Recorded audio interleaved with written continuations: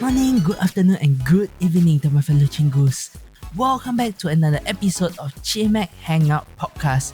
You are with me, Zaito, on episode 28, where we discover and discuss on fresh K-pop goodness from music to news, and sometimes the culture of Korea.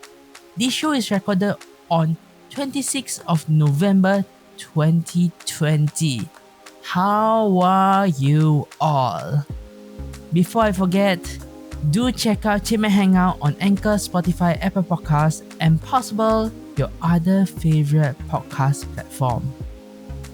Today, on the episode of 28, we will keep it short, if I may say it, since we have a little bit lesser things to talk about, which is good actually, to me that is.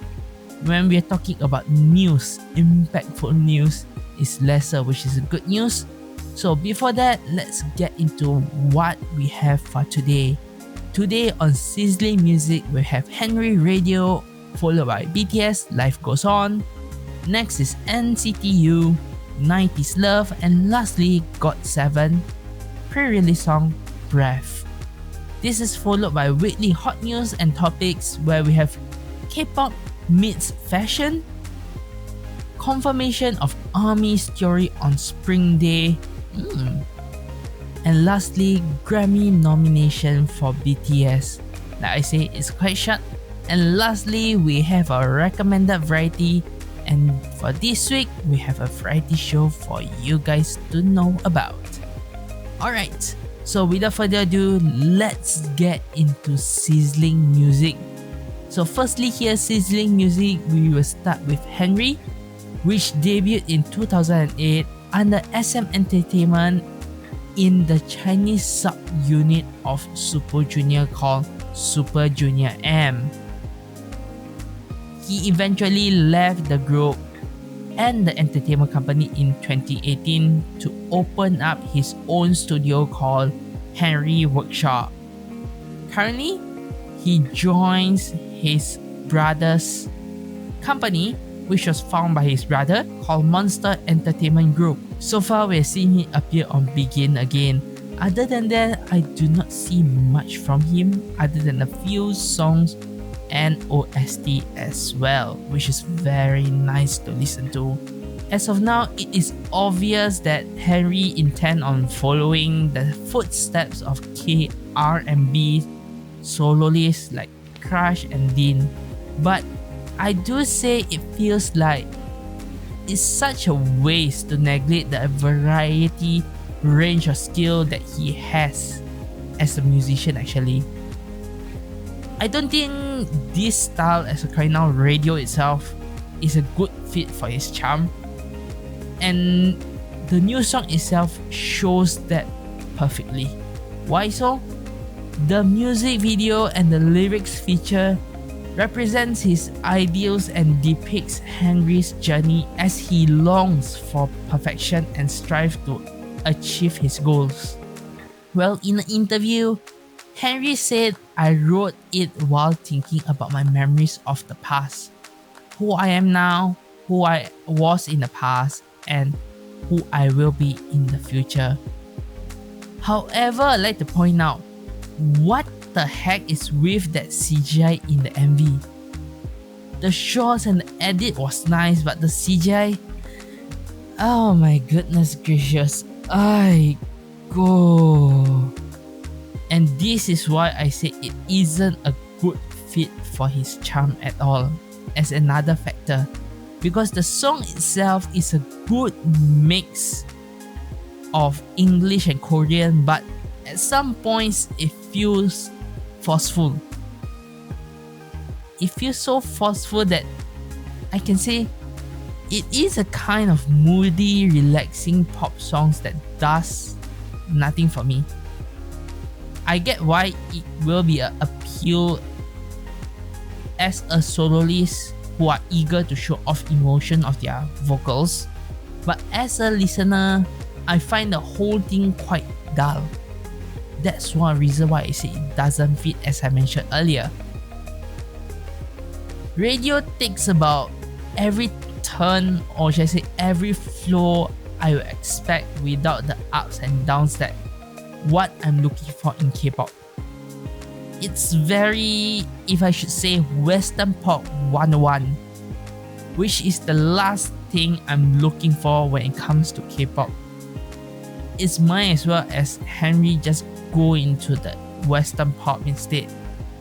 Why do K-pop? It's good you're trying to do a fusion, because I can see a lot of successful fusion from Blackpink, but doing it in a way that it is kind of forceful in the song that I do not know what to say.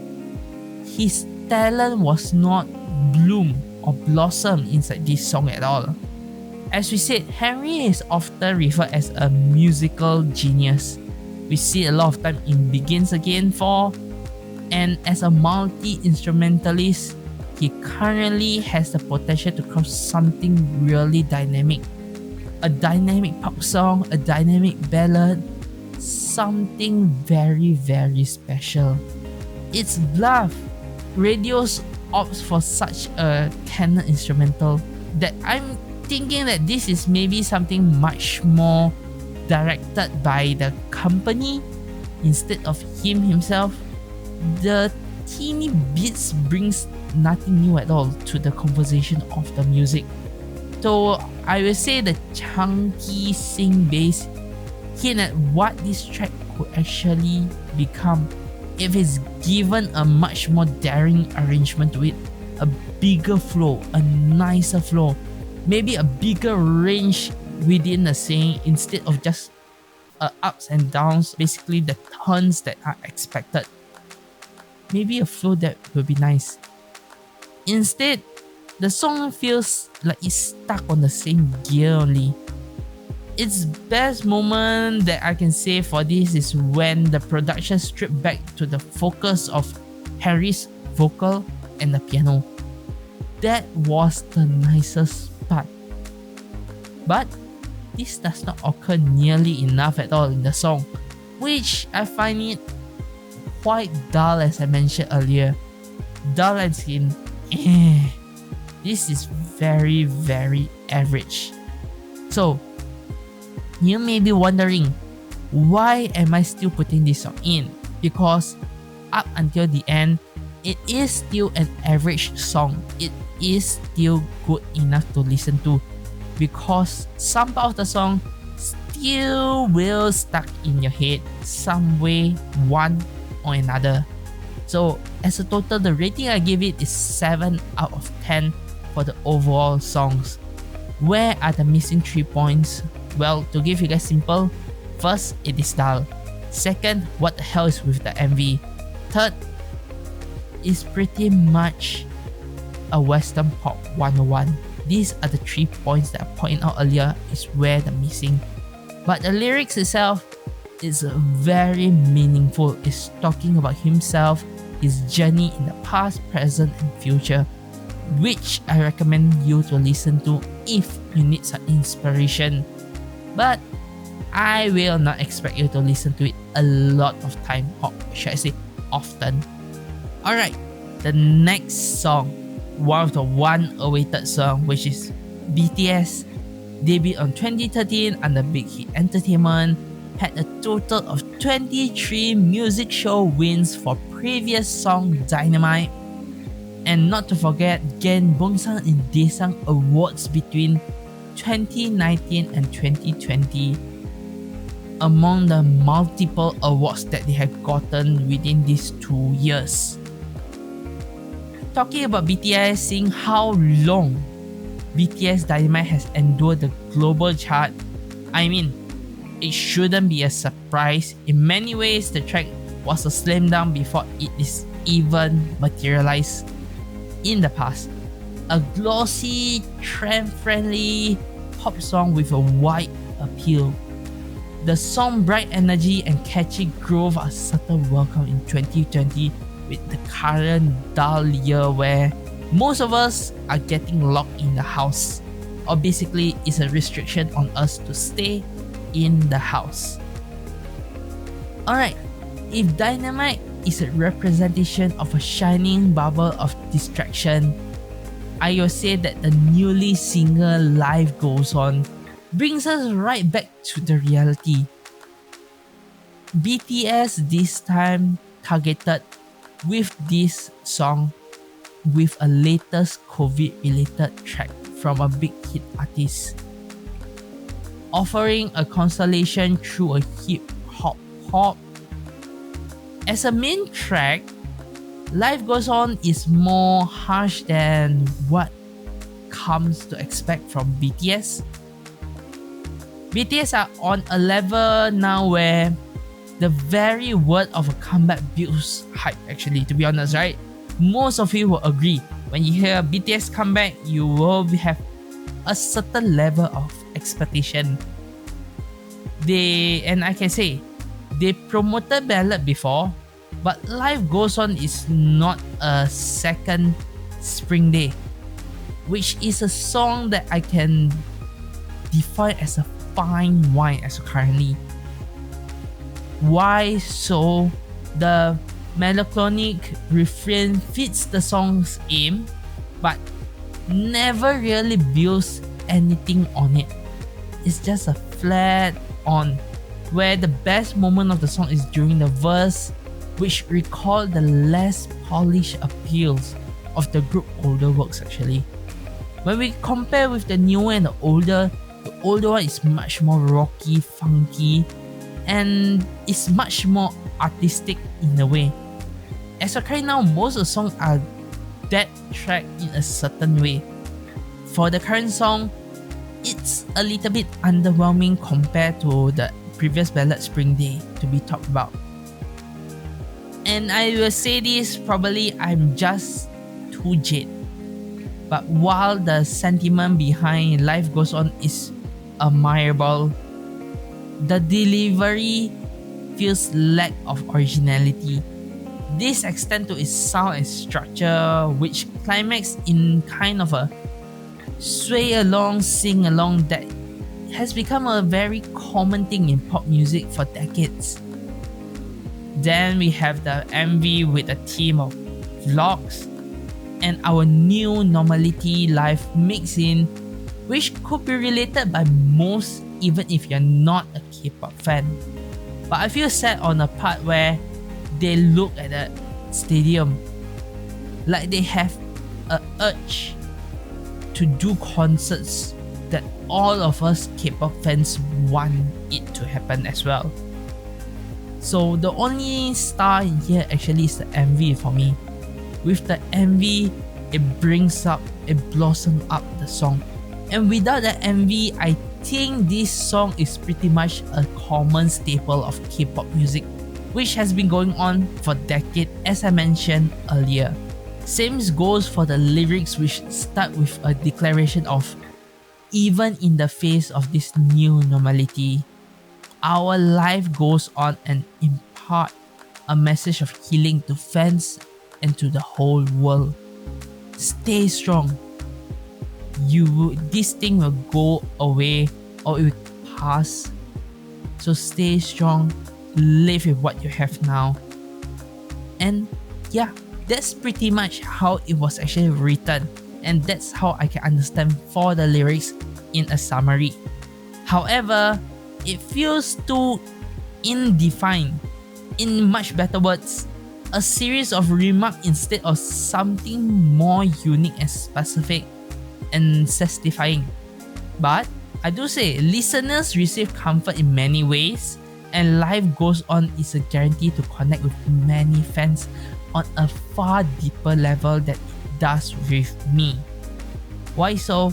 Because the song itself feels like it's multiple remarks than something I expect it to be unique. Maybe a unique way to actually bring out the idea, the message to all of you, instead of a plain remark message by message to relate to all the fans out there. This maybe will relate to you, this maybe will relate to you. So yeah, I can't say I begrudge any artist for spreading this kind of positivity and reflection at a time where all of us need it the most. But it is kind of dull when it is a representation as a music. But as a message, is a well done enough.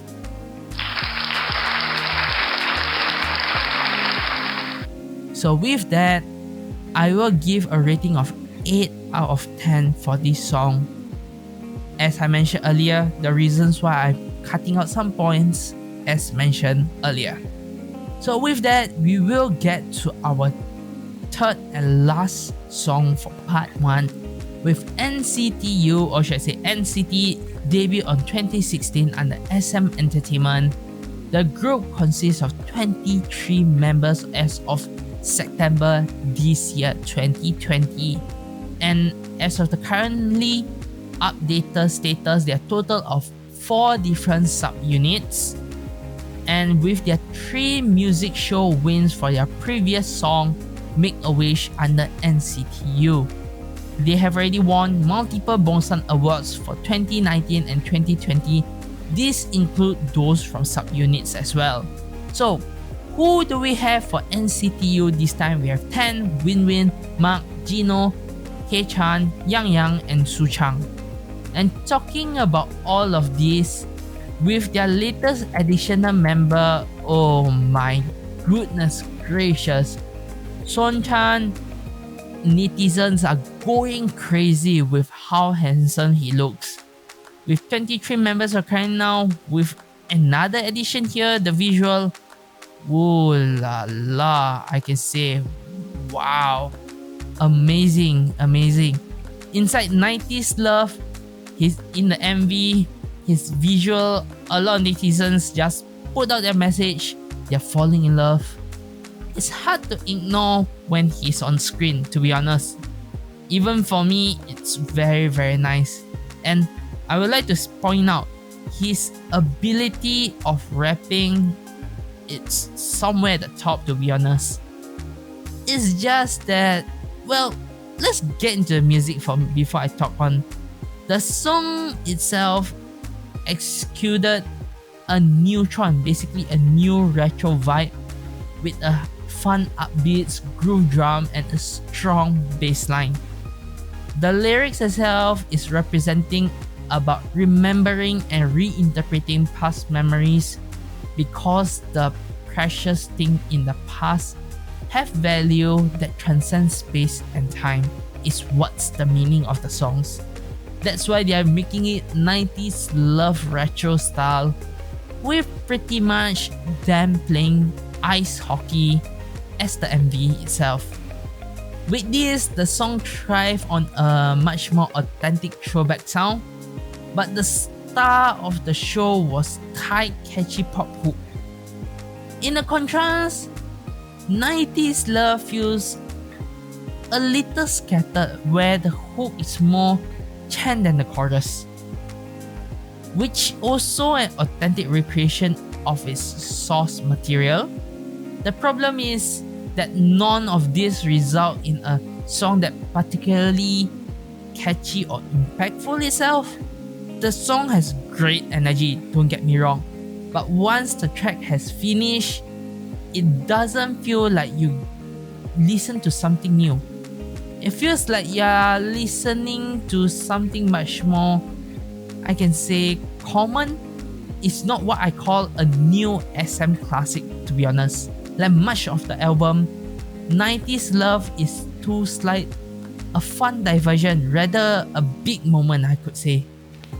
The closest the song gets to the real half is an impressive power note that brings us into a loose, exciting dance break. What I can say here is the song has so much potential, and their vocal, the rapping, all the members are doing it very well. All I can say is I blame all of this on the army of producers. Basically, what they set as the benchmark isn't good enough. It feels like SM really need to find for another producers like LND Noise as one of the example. Why I say so, this is one of the individuals that have their own viewpoint who can stir the whole agency to make something special. This kind of grab and go approach to the song creation just doesn't result in music that are pretty much potent as SM's representative, or maybe I should say SM front to be a song, like how they have done in the past.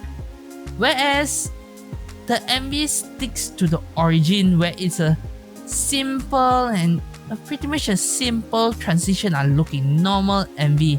Nothing special. It's an overall decent MV, but I do love how they actually do the contrast of the coloring of the MV. It looks very, very nice. Movie standard.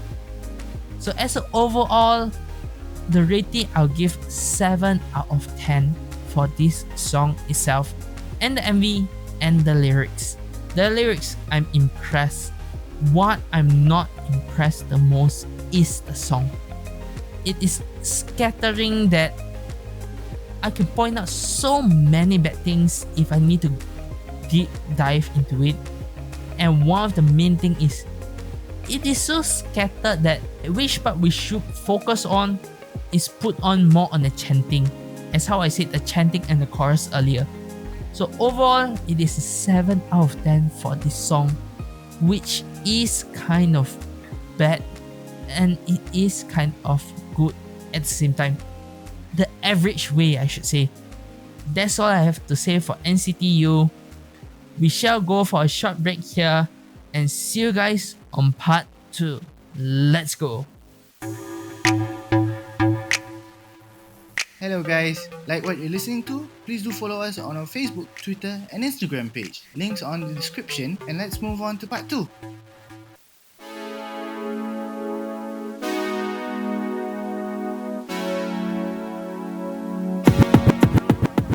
Welcome back to Chimaek Hangout episode 28 part 2.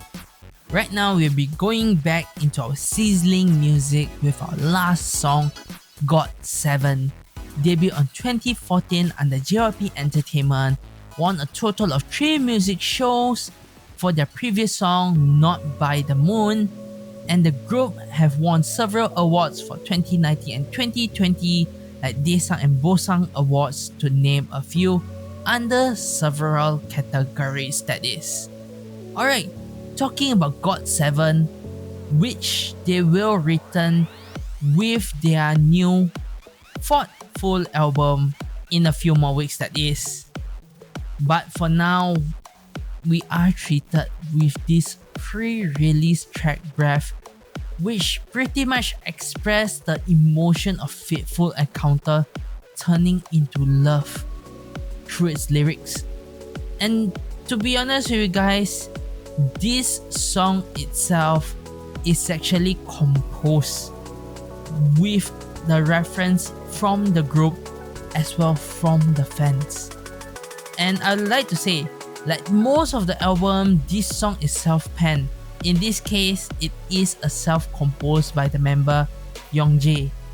I think it's great actually for either groups to actually move into self-productions, but that alone isn't enough to actually show me what they got. I just want an awesome song no matter who composed it, to be honest. Awesome song is what actually represents a good music for me. Self-composed, well, you're talented. But if your songs is not impressive, that talent is not used to the capacity it need to be. Like this song, the whistling hook can get addictive. If you enjoy this kind of song, and I appreciate the focus on the members' vocal actually. It was so nice done, and I'm so impressed on how the flow and the structure of the song was being arranged. Apart from the repeating whistle, the hook consists of little more than a single throwaway lines and some half-hearted chanting. The verse has, how should I say, have a bit more drive, but without a real centerpiece to revolve around it. They kind of feel it is fizzle into nothing, because it just almost like you're listening to a song and you have an instant of fun and it goes away. Almost to the point where I can say it's going into my right ear and coming out in from my left ear, almost to that line. The first thing that I can say I'm attracted to was actually the MV, where there is the use of physical and visual transition. Like the objects or maybe the scene are being used as the transition.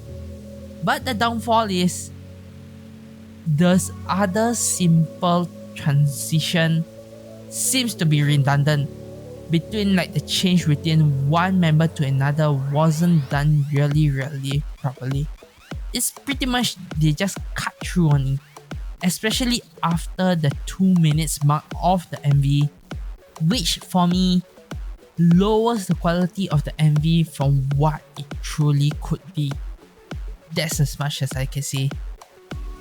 And to put it as a sum or a overall, I think a consistent groove could have helped improve the song as an overall. It is not impossible to create a satisfying mid-tempo track of this kind of genre actually, but it requires great use of rhythm. Breath instrumental is just too fitful. It never finds a beat that actually word or filling instead of from segment to segment without the continuity that will make the approach work. It's like it's breaking part by part, like from the verse to the chorus to the bridge and so on. It is a shame because GOT7 music has harnessed so much great groove in the past. But don't get me wrong, this song is good, but I couldn't really call it their best. Instead, I could call it better than the average by a small margin only. That's as much as I can say. I'm not criticizing this song, but I was hoping for something much greater since it is self-composed, self-produced. So as overall, the rating of this song is 7.5 out of 10 as the song. The MV was one of the factors that I need to cut out 1.5 because of how it was actually edited, which I can say it was bad.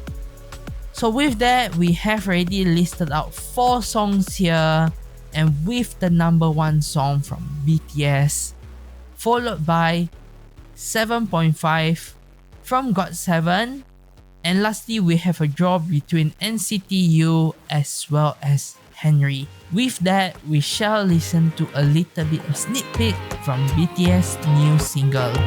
Let's go! 어느 날 세상이 멈췄어 아무런 예가도 하나 없이 꿈은 기다림을 몰라서 눈치 없이 와버렸어 자국이 지워진 거리 여기 남아져. Alright, so that was the song. It was quite impressive in a way. So with that, let's move on into our weekly hot news and topic. And for this, I will start with a topic that I wanted to talk about for quite a while now. K-pop meets fashion. As we know, idols have worn so many kind of fashions for their stage, for their concert, or as a daily wear, and maybe even for award show as well. But as an overall, some idols have those kind of great influence that pretty much cause a lot of things sold out. To name a few, we have Blackpink, we have BTS. BTS is one of the big group. Other than that, we have EXO, GOT7, Mamamoo, Kang Daniel, Suzy. I think I can name a few that are big and well known for having this kind of thing. So why I'm here is actually to discuss why so. Why is it that they are able to actually sold out so much? One of the main factors that I can take example is from Jennie from Blackpink. As Jennie wore a black dress, and this black dress looks so beautiful on her. Pretty much due to reason it looks so well and so good on Jennie that a lot of fans wanted it. What do? They just pretty much track down the photo, track down the dress, and it is sold out within like an hour time with the cost of one dress of 236 USD. You heard me right, it was that expensive, but it was sold out. Another example of fashion that we can talk about is actually hanbok. Another fashion, it was common in Korea, and I remember correctly, it was a fashion that's under the name of Zjangsa. The brand website crashed after this happened because of him wearing it during an airport fashion going somewhere. I remember correctly, it looked so stylish, everyone wanted it. In a snap, it was sold out as well. So fast, so scary, to be honest. And to give you guys another view other than fashions, we do have other kind of concepts to it. But why I focus on fashions is because fashions are one of the main thing to get sold out. When you put it on idols, they get sold out very very quickly, and this is why there are so many CF in Korea with idols. Example that I can give you guys are lipsticks that in the past were actually with Suzy, where she took it in a magazine and it was sold out. Nevertheless, the popularity of the lipstick grows a lot. And if we need to go into something like foods and others, maybe I can take Mamamoo Hwasa, where she actually ate gomchang, which is a small intestine on the variety show I Live Alone. When that episode was aired, so many people was craving for it, and it grew. It was a bloom, a boom during the news. A lot of people went and a lot of people ate that. Pretty much on that day, some restaurants sold out of small intestine quite quickly after the episode was aired. Another one that we have, if I remember correctly, was from GOT7. Here we can go back into fashion, where one of the members was actually wearing a sky blue scarf, which caught a lot of fans' attention, and everyone loved it so much, and they purchased this winter accessory, causing the specific color of this scarf to actually quickly sold out online. So that is as fast as this can happen. And for me myself, I have already dropped before into this rabbit hole of buying stuff, especially from Nayeon, which is my bias, where she actually have a plushy hat with the ears, the rabbit one, where when you press on the hand and the ears will go up. It was so cute that that thing sold out a lot as well as a fashion accessory. Alright, so with that, we can actually say that idols have the influence, have the power when what they wore or what they have makes them look good, or they have the influence to make people have craving for food, or they have some potentials to actually show that you can be like me too. That kind of influence when it comes to fashion itself. So yeah, big influence from Kpop. Alright, so with that talk, let's move on to the next part. We are talking about confirmation of Armies Theory on Spring Day. So talking about this, fans, or should I say ARMY, have a lot of theories on Spring Day in the past. And as of right now, BTS confirmed that the song itself was written about a specific event, which I think a lot of you who are not ARMYs or just a K-pop fan, to put it simple, believe that it was about the Sewol ferry tragedy, which I myself also interpret it in that way. To put it in honors, the members have long discussed the meaning behind the lyrics of 2017's song and often focus on the general theme of love and loss and yearning for what was in the past. That's how they describe it. And RM has also talked about inspired from the movie Snowpiercer as well as the book The Ones Who Walk Away from Homeless. This is the two things that actually give the inspiration to it. And as of right now, a recent interview, fans think that they may have a confirmation from BTS itself. Basically, what they actually described was the Seoul ferry tragedy occurred on April 16, 2014, where the cruiser ship was on the route from Incheon to Jeju Island when it began to capsize, and because of how the situation was treated by those who control the ship, over 300 people including about 250 high school students end up losing their life as the ship sank. In the years since this tragedy event happens, the life of those that were lost have been memorialized in different ways, most notably by the display of yellow ribbon. This is one clear indication from fans who have long thought Spring Day was written in honor of those who lost their life in that tragic incident, as yellow ribbon appears in the MV quite clearly a lot of time.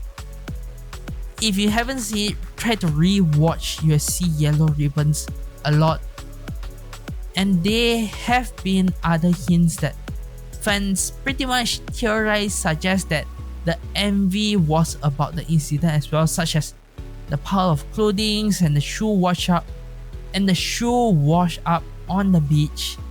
However, BTS as of current now reluctant to actually give any confirmation on whether or not it's inspired by the incident.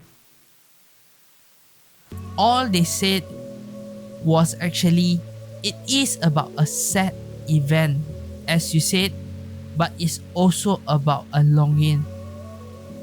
So without this kind of concrete answer from BTS or confirmation, on Reddit, Armies has already taken piece by piece from interviews from one another as well as the MV to actually make out what this is all about. And we can actually give a direct confirmation there is a big possibility it is. So whether the song truly is about the ferry incident or not, there's no doubt that Spring Days will be immortalized as a song that has helped people deal with grief and longing or something or someone that was lost. If you ever try to listen or watch to this beautiful ballad of BTS, go ahead, watch it, listen to it. You will be impressed by it. To be honest with you guys, you will be impressed. Lastly, for today, we have Grammy nomination for BTS. Talking about this Grammy nomination, Dynamite had been nominated for 2021 Grammy, and BTS are so hyped about it that you can actually go to their Twitter to look at their reaction. They're going crazy, they're standing up, they're sitting down. I'm laughing so much when I see those kind of reaction. And to be honest, they are always humble to actually tweet out after that. They are thankful to everyone who listened to your song and actually sympathize with it during such difficult times. So this Grammy is actually a miracle created by Armies as normal, but there is always a plot twist. Armies just can't get enough because they are saying that Map of the Soul 7 album was actually robbed from its Grammy nomination. Why so they say robbed is because this album have so many things on it. Basically, this album was entered to be nominated for so many nominations like Album of the Year, Best Engineer Album, Non-Classic as well as Best Pop Vocal Album, but did not receive any nomination at all. After that, basically the hashtag Rob was actually trending around the world because of this freaking thing. Maybe the reason why this is happening is because Dynamite had been nominated for Best Pop Duo or Group Performance already. So to give a fair out to others chance, as maybe they are newcomers in Grammy, they are only able to get one awards. You know, the Western's mentality in a way, I can say. So I can't say it is wrong for fans to actually judge on this, and at the same time it's not wrong for them to make the decision how they want, as the Grammys are the one who are in charge of this as well. So both ways I can see which their pros and cons they have, but at the end, yeah, it depends on how hopefully fans get what they want. Hopefully, that is. So with that, I have my end, or basically my opinions on this news as the finishing point for this segment. Let's move on to our last segment, recommended variety. And this time what I want to recommend to you guys is actually New Journey to the West. This variety show in the beginning was actually just a project for TVN Go, which is a digital content brand from the cable channel TVN. And the show received so many reviews. So good. It's something like a twist from 2 Days and One Night. And it was so good that the first season was actually compiled together into 2 episodes to be aired on TVN itself before season 2 was actually released. And this show had received so many reviews. It was so nice to watch. Currently for me, I'm watching season 7 and I'm going to season 8 soon, which was actually started on October of this year. So looking forward to that show soon. Overall, to give you guys a summary, it is pretty much a concept, or should I say a twist around of 2 Days One Night, where they actually travel to China or somewhere in Asia to actually travel to collect the 7 Dragon Balls. So how do they collect is through games, and they have multiple games, and everything that they do is most related to games. Either getting Dragon Balls, breakfast, lunch, dinner, either is individual or a group challenge that is. As of kind now, the members that are in here are actually Kang Hondong, Lee Sugun, Eun Ji-hoon, Kyo Hyun, Song Mino, and P.O. In the past, we have 2 other members where you can actually Google to know who it is. But as of right now, the whole show is a nice show.